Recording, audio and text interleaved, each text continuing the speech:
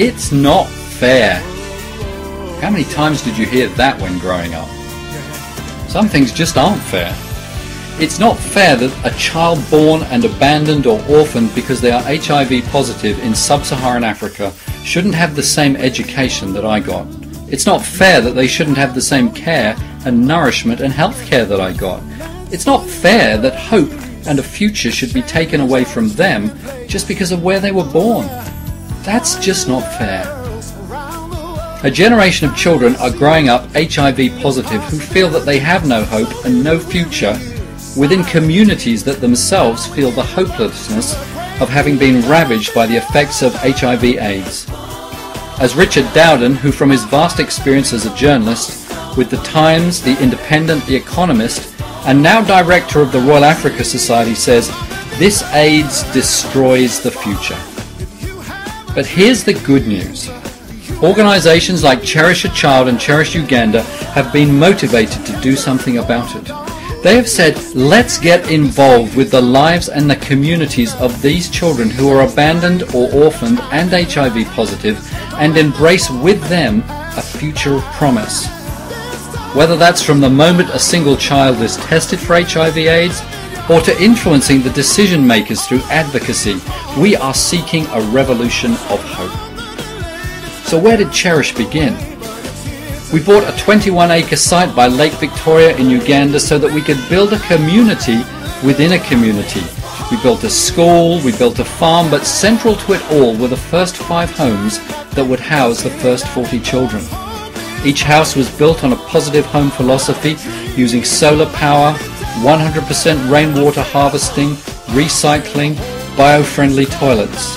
Each beautiful child is now in a family with a loving mother. We wanted these first children to be a living demonstration of hope, signs and symbols, not just to themselves, but to a watching community and nation and nations that there truly is a hope and a future for children who have HIV/AIDS. So what transforms the life of a child to have such a future? We call them the hope principles: health, love, prosperity generation, and education. Healthcare needs to be both accessible and of quality.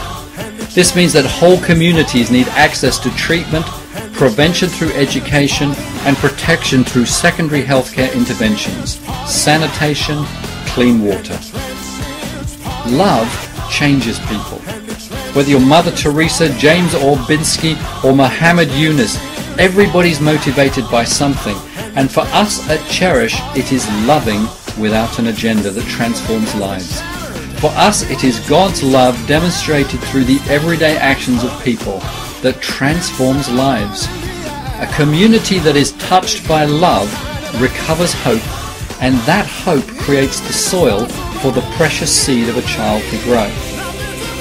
Prosperity generation is not just about money, but about generosity. In order for children to have a sustainable hope for the future, they need to be part of communities that generate the income that can provide healthcare, education, housing, and move from poverty and survival to a place of generosity rather than dependency. Education. A child who is HIV positive is severely disadvantaged from the start. An educated life is a life that is being valued. Learning how to grow and develop and make choices that will live out the reality that they do have a future of promise. The vision of bringing that hope and a future to children who are HIV positive in the poorest communities in sub-Saharan Africa, where the prevalence of HIV/AIDS amongst children is highest, is starting to be realized. We would love you to partner with us on this journey. Please visit our website at cherishuganda.org or email us at office@cherishachild.org.